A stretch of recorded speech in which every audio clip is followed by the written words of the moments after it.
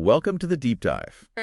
Today, we're really digging into a giant, Microsoft. Right. A company everyone knows, but maybe doesn't fully grasp, especially its inner workings lately. Exactly. So our goal here is to unpack its incredibly financial health, that big strategic shift they made, and, what the future might hold. We're using the source materials to give you the core insights, the surprising bits, the aha moments, basically a shortcut to being really informed on MSFT. Okay, let's get into it. Microsoft's journey, especially this past decade or so, you can't talk about it without Satya Nadella. He gets a lot of credit. Oh, absolutely. From your perspective, looking at the material, what was the thing he did, the most impactful shift that really kicked off this new trajectory? Well, what's really fascinating, and the sources bear this out, is the cultural shift Nadella pushed. Moving from this know-it-all culture... Right, which they were kind of known for. Exactly. To a learn-it-all mindset. And this wasn't just, some HR slogan. It seems to have been a fundamental driver of their financial success. It really fostered continuous innovation, started breaking down those internal silos they had, and really put customer satisfaction right at the center. It made Microsoft, more agile, more responsive. So this internal change, it wasn't just a feel-good thing. It actually cleared the path for the big strategic moves. Yeah. Like the massive push into cloud with Azure and now AI. Precisely. That learn-it-all approach enabled it. Think about the pivot to mobile first, cloud first. Yeah, and look at the numbers. Revenue soaring from, $93.58 billion back in fiscal 2015 to a huge $245.12 billion in fiscal 2024.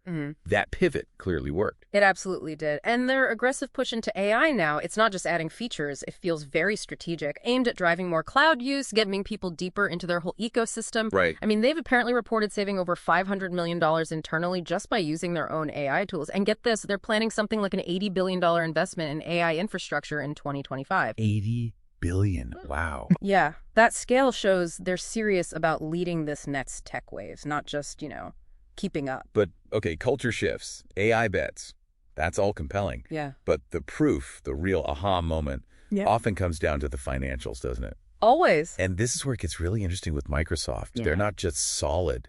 They seem like a financial powerhouse running incredibly efficiently. You're spot on. Look at their gross margins. Consistently high, generally floating around 68 to 70%. That's after the direct costs of making their stuff. Pretty impressive for software and services at that scale. It is. And then their operating margins, after all, business expenses are also very strong, like 44-45%. That combination, it signals really effective cost control, huge economies of scale, and frankly, strong pricing power. Even while they're pouring money into building data centers and shifting to subscriptions. Exactly. Even with those massive investments. And it's not just efficiency, it's resilience too, right? The revenue seems really spread out. Yeah. Very diversified.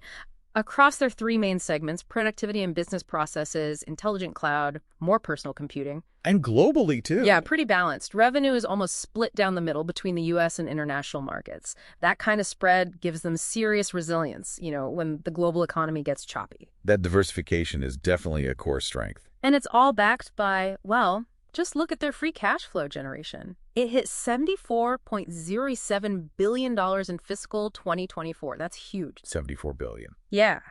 And that cash flow shows their power to fund those massive capital spending needs for building out the cloud.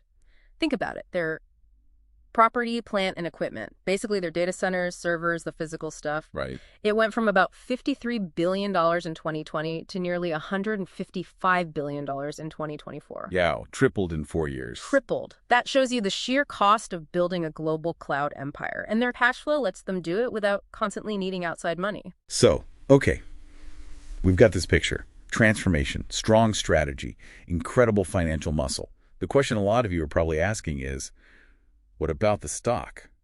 MSFT's valuation. Right. So looking at one analysis using a modified Benjamin Graham formula, which is, a classic value investing approach. A bit conservative, maybe? It can be, yes, especially for high-growth tech. But based on that, the intrinsic value estimate comes out around $575.93. Okay, and the stock price as of July 11th, 2025 was around $503.32. Correct. So that model suggests the stock is, fairly valued, maybe slightly undervalued. But again, keep in mind the conservative nature of that formula for a company like this. Of course, it's not all smooth sailing. They face fierce competition everywhere, don't they? Oh, absolutely. Amazon and Google in cloud, Apple and Google in personal computing and software.